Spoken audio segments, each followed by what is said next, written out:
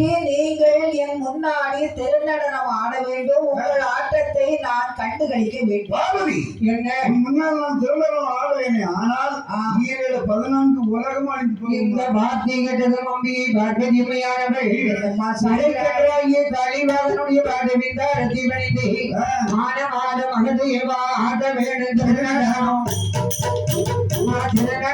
ஆட வேணும் சிவசக்தி ஆட வேணும் மகதேவே திருநடனா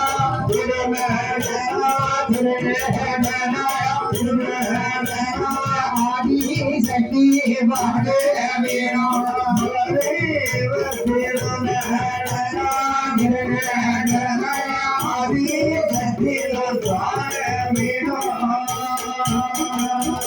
பெருமானி உமது உடம்பில் பாதி கொண்டவளவா அடியே. ஆமா, ஒரு மனைவியின் எண்ணத்தை ஈடேற்றுவது ஒரு கணவனுடைய கடமை அல்லவா? பார்வதி, சுவாமி, என்னுடைய விருப்பத்திற்கு எல்லாம் திருநடனம் ஆடுவேனே, ஆனால் 14 உலகம் அழிஞ்சிருவாங்க. அழிந்தாலும் பரவாயில்ல சுவாமி, உலகமெல்லாம் அழிந்தாலும் பரவாயில்ல, நீங்க ஆடணும், நான் பார்க்கணும். அப்படியா? ஆமா பார்வதி, உன் வார்த்தைக்கு நான் கையிலே திருநடனம் ஆடினே. ஆனால் சரி, மானாட மதியாட மங்கை சிவகாமி மகாதேவ நடனத்தை நீ பார்த்து ரசித்துக் கொண்டிருக்க சரி, அந்த கடாச்சரங்கள் 54,000 கோடி ஜீவ ஜந்துகள் குன்றுமலை குமடுகள் எல்லாம் அழிந்துவிடும் என்று சொன்னார் என் பகவான். பார்வதி பிடிவாதமாக நின்று விட்டார். ஐயா, வாதத்திற்கு மருந்திருக்கு, பிடிவாதத்துக்கு மருந்திருக்க கிடையாது இல்ல. ஆமா, உறங்குறவங்களை எழுப்பிடலாம். நம்ம உறங்குறவங்க மனுஷன் புரட்டப்பட்டு ஒரு மாதிரி உறங்குவான். வெள்ளம் வரட்டும். ஐயா, ஆமா, கால் விட்டு இப்படி ஆடும். ஐயா, ஆமா, அதுக்கு அது ஒரு இறைவா, இந்த உலகம் அழிந்தாலும் பரவாயில்லை, தாங்கள் நடனம் ஆடியே தீர வேண்டும் என்றால் அம்பிகை பார்வதி. பார்வதி, சுவாமி, இப்பொழுது நேரம் இருட்ட போகுது. ஆமா, ஆகினால நாளை காலையில் வந்து நடத்தி தொடங்கலாம். ஆதவம் உதயமாகும் தருணத்தில் வருவாயானால் ஆதிசிவனுடைய நடனத்தை கண்டுகளிக்கலாம். ஆமா, என்று பகவான் பார்வதிக்கு சொல்ல பார்வதியும் கையிற்குள் சென்று விட்டாள். என் பகவான் நினைக்கிறார், பார்வதியுடைய வார்த்தை கிணங்கி நடனமாடி நாம் காட்ட வேண்டும் அல்லவா என்று எண்ணம் கண்ட என் பகவான் நடனமாடுவதற்கு எப்படி வருகிறார் பாருங்கள்.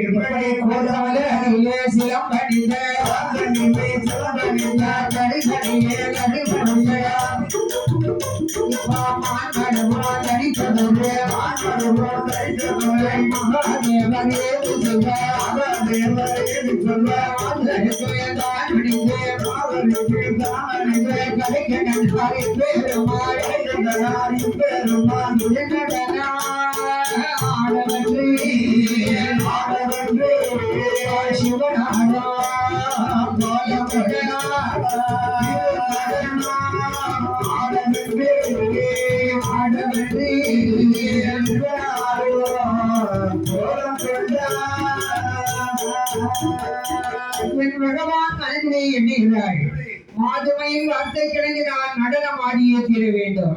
மரமுடி தரித்தார் மகாதேவர், கையிலேயே திருப்புறம் எடுத்தார், காலிலே வாதபுரன் அணிந்தார். சரி, இத்தனையும் வடிவு கொண்ட என் பகவான் கைலாச மலைக்குள் வருகிறார். ஆமா, மகாதேவன் நடனமாடக்கூடிய கோலத்தோடு வருவதை பார்த்தால் அம்பிகை பார்வதி மனதிலே என்ன எண்ணுகிறாள்? சுவாமி, என்னம்மா, நீங்கள் திருநடனம் ஆடுவதற்கு வந்திருக்கிறீர்கள். சரி, ஆனால் எந்த ஒரு விளையாட்டாக இருந்தாலும் சரிதான், வேலையாக இருந்தாலும் சரிதான், ஒரு போட்டி என்று இருந்தால் அது நன்றாக இருக்கும். என்னம்மா, சொல்லு சுவாமி, என்ன இன்றைக்கு நீங்கள் திருநடனம் ஆடக்கூடிய நேரத்துல, இதெல்லாம் ஆட சொன்னேன். ஆமா, ஆடக்கு நான் தான் ஆடக்கூடிய நேரத்துல உங்கள் உடம்பிலே இருந்து எந்த ஒரு பொருளானாலும் கீழே விழக்கூடாது. விழுந்தால் ஆட்டத்திலே தோற்று விட்டீர்கள். அதோடு மட்டுமல்ல, வேறு எங்கேயாவது போய் நான் ஆடுவேன் என்று நீங்க போக கூடாது. பார்வதி, என்ன வார்த்தை குறிவிட்டாய்? எங்கேயாவது ஆடுவேன்னு போனீங்களா, காலை அடிச்சு ஒடிச்சு போடுவேன்னு சொல்லாங்க. அப்படியா? ஆமா, சரி. பார்வதி, ஏக்கா, என்ன ஆட போடுறதுக்கு ரொம்ப பெருமும் இல்லை, ஆட தெரியவும் தெரியாது.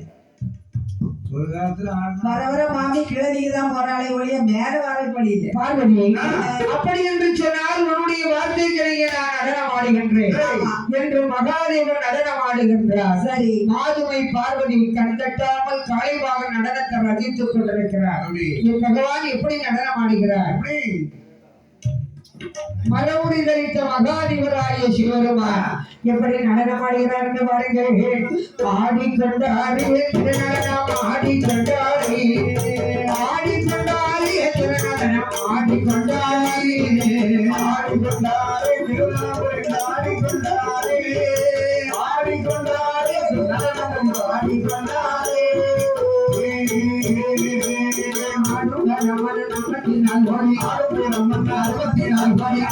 ஆடிக்கொண்டாரே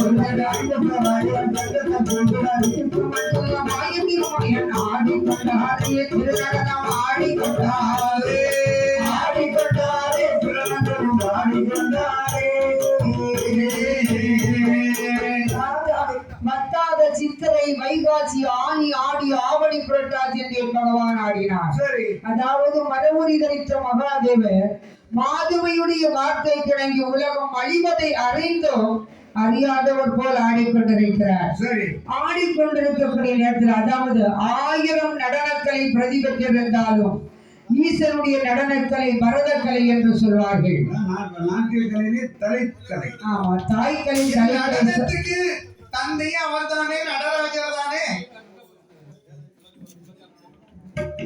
ஆகையினால் மகாதேவராய பகவான் அதாவது பார்வதியுடைய வார்த்தை கிணங்கி சிவ திருநடனம் ஆடுகிறார். சரி. ஆடிக்கொண்டிருக்கக்கூடிய நேரத்திலையும் பகவானுடைய மனதில் ஒரு எண்ணம் தோன்றுகிறது. எப்படி? போயும் பார்வதியுடைய வார்த்தை கிணங்கி நாம பணியிடப்பதையெல்லாம் மறந்து ஆடிக்கொண்டிருக்கிறோம், நேரமும் ஆடிக்கொண்டிருக்கிறது என்று தன் நிலை மறந்து ஆடுகிறார் என் பகவான். நாட்கள் வாரங்கள் ஆகிறது, வாரங்கள் மாதங்கள் ஆகிறது, மாதங்கள் வருடமாகிறது, வருடங்கள் யுகங்களாக ஆகிறது. ஐயா, என்ன? அதாவது ஒரு மனிதன் தன் நிலை மறந்து விடுவானே, ஆனால் அவனுடைய சிந்தை திசை மாறிவிடுகிறது. ஒரு மனிதனுக்கு சிந்தை திசை மாறிவிட்டால் என்ன நடக்கிறது என்பதே தெரியாது. மார்கழி, தையை, மாசி, பங்குனி, சித்திரை, வைகாசி எதுவுமே பார்க்கல.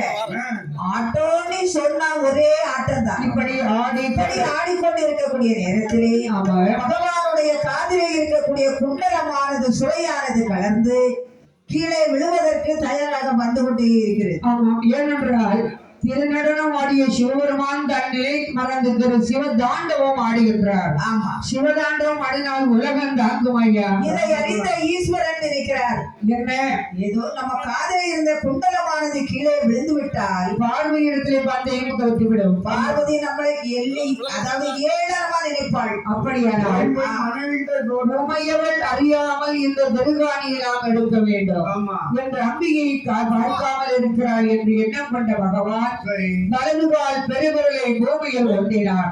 இடதுகால் பெருவிரலை கொண்ட அந்த தோழனுடைய சிறையை எடுத்து வைக்கிறார். இடது காலை தூக்கி அப்படியே கால் பெருவிரலை கொண்டு வலது காதிலை கொண்டு காது குண்டலத்தில் உள்ள சுரையை இருக்கிறார்.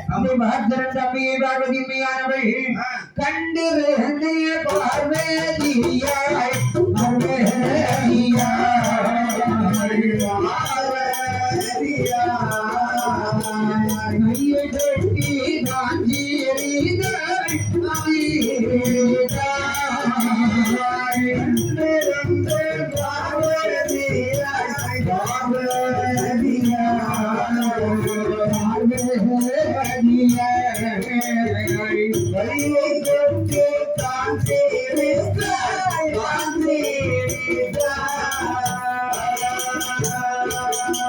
பார்வதியாய்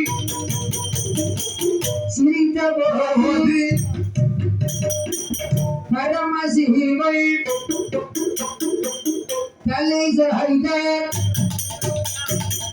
பார்வதியால் சிரித்த போது சிரித்த போது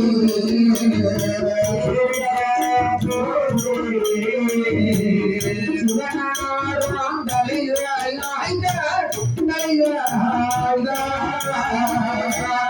பார்வதியால் சிரித்த போது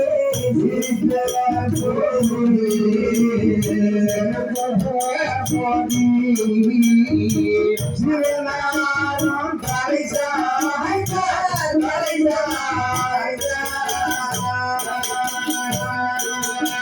பகவானுடைய நடனத்தை பார்த்திருந்த அந்த பார்வதி நகைத்து விட்டாள். ஆமா. ஏனென்றால் ஒரு கால மேல ஒரு கால கீழே ஓதி நின்றார் பாருங்க. பகவானுடைய கோலத்தை கண்டு சாரதா தேவியானவள் கையை கொட்டி கலகல் என்று சிரித்தார். பார்வதி கைவட்டி சிரித்ததும் சிவபெருமான் தலை சாய்ந்து பார்வதி எதற்காக சிரிக்கிறாள் என்று அப்படியே கீழே எட்டி பார்த்து தலை சாய்த்தார் பாருங்க. தலையில இருந்த கங்கா தேவியோ கீழே சரிந்தார். கங்கையானவள் கீழே விழுந்தால் கங்கையானது பொங்கியது. கங்கா தேவி விழுந்து விட்டால் புவனமெல்லாம் தண்ணீராக சொல்றது. இதை பார்த்த பகவான் பார்வதி பார்த்து என்று சொல்கிறார் என்று பாருங்கள்.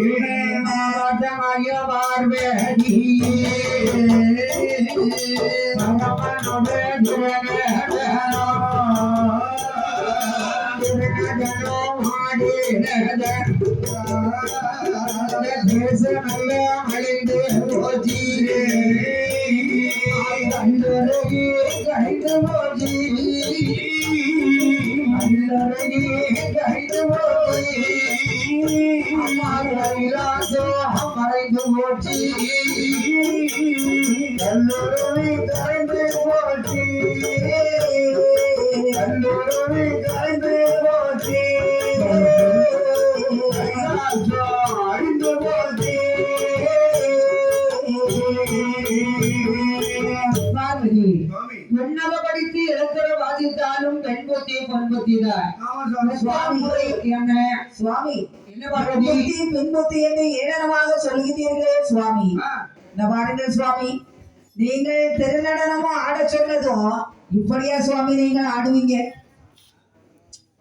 பார்வதி என்ன சிவபெருமா அப்படி இரமயமா இருக்கிறாரு ஐயா.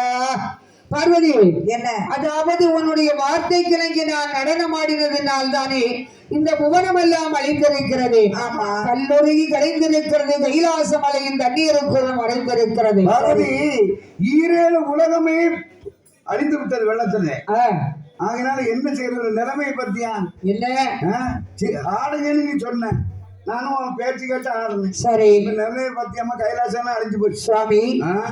அப்படி என்றால் அழிந்த உலகத்திலே நாம் இருவரும் அமர்வதற்கு ஒரு தலம் உண்டு பண்ண வேண்டும், அவ்வளவுதானே என்று எண்ணம் கொண்ட ஆதிசக்தியாகி அம்பிகை பார்வதி மாயவன் மதுசூதனன் அனந்த பத்மநாபன் ஆழிவனன் ஆயர்குலத்து கண்ணன். சரி, கண்ணனுடைய தங்கை உமா மகேஸ்வரி ஆகிய பார்வதி அன்பு பரிசாக மாயவன் கண்ணன் ஒரு கணையாளி தங்கை பார்வதிக்கு கைவிரலிலே அணிந்திருந்தார். அந்த மோதிரத்தை கலட்டி அப்படி நீர்நிலையிலே விட்டு எறிந்தாள். தாயாகிய பார்வதி அம்மையானவள் தரணி அளந்தோன் கொடுத்த சொண்டு விரலில் அணிந்த கணையாளியர்களின் தீர்ப்பரப்பிலே போன 1000 இதழ்கள் உள்ள தாமரையாக மலர்ந்தது.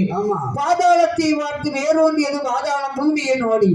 இப்படி 1000 இலைகளோடு மலர்ந்ததினால் சிவனும் பார்வதியும் தாமரையிலே அமர்ந்து கொண்டார்கள். பகவான் பார்வதியை பார்த்து சொல்றாரு, பார்வதி அழிந்து விட்டது உலகம், அண்ட புவனங்கள் எல்லாம், மானிட ஜந்துக்களும் அழிந்து விட்டார்கள், நாம கைலாச மலையும் அழிந்திருக்கிறது. அப்படின்னா அழிந்து மலியாத பொருளை நாம் இனி பார்க்க வேண்டும்.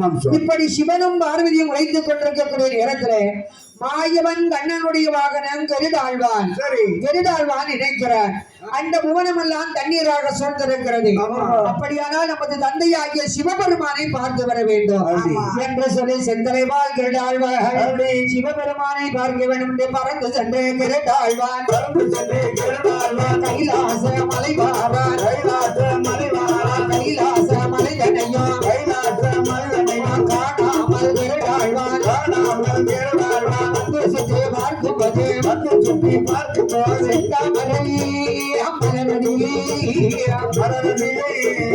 சுபநாரா இறக்கப்பட்ட